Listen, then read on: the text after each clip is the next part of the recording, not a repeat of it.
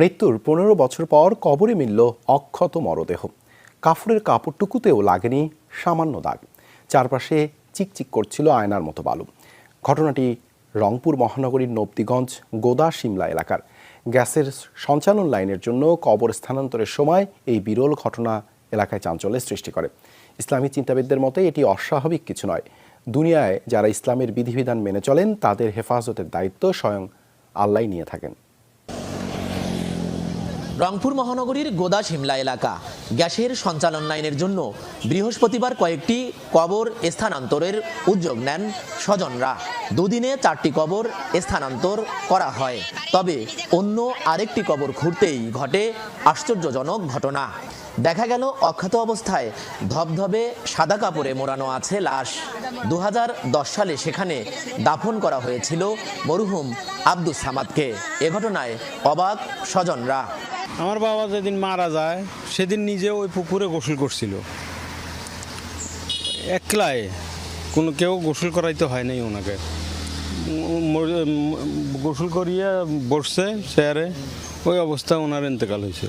হাড্ডির মধ্যে যায় যখন হয় তখন মাটি ধরে, কিন্তু আমার আব্বার অক্ষত অবস্থায় কাপড়ও স্পর্শ করে নাই। ততই খুঁড়ি ততই দেখি এত পরিষ্কার, একেবারে নিকুর হাত দেখা যায়, পা দেখা যায়, যেভাবে সবাই রাখছি ওইভাবেই।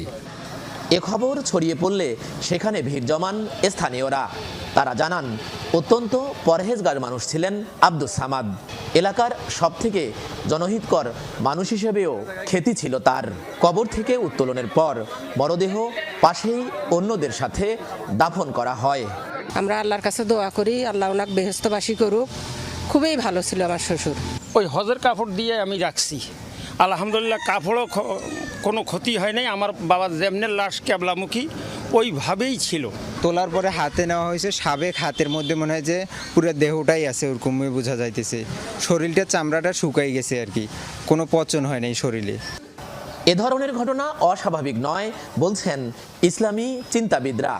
জানান যারা দুনিয়াতে সবকিছু ভুলে ইসলামের পথে চলেন তাদের সম্পূর্ণ দায়িত্ব স্বয়ং আল্লাহ তাআলার। আল্লাহ তাআলা তার পুরস্কার হিসেবে এটা দিয়েছেন এবং আল্লাহ তাআলা তো ঘোষণাই যে তাকে কিছুই স্পর্শ করবে না এবং কিয়ামত পর্যন্ত তাকে কোনো স্পর্শ করবে না। সে আল্লাহ তাআলা বলছে তাকে তো এই ধরনের মানুষগুলোকে তো আল্লাহ তাআলা তো কবরেও তো রেজেক্ট দিয়ে থাকেন। 123 বছর বয়সে নিজ বাড়িতে ইন্তেকাল করেছিলেন আব্দুস সামাদ। পেশায় কৃষিকাজের সাথে জড়িত ছিলেন। 8 পুত্র ও 4 কন্যা সন্তানের জনক ছিলেন তিনি। এরই মধ্যে 2 পুত্র ও 1 কন্যা মারা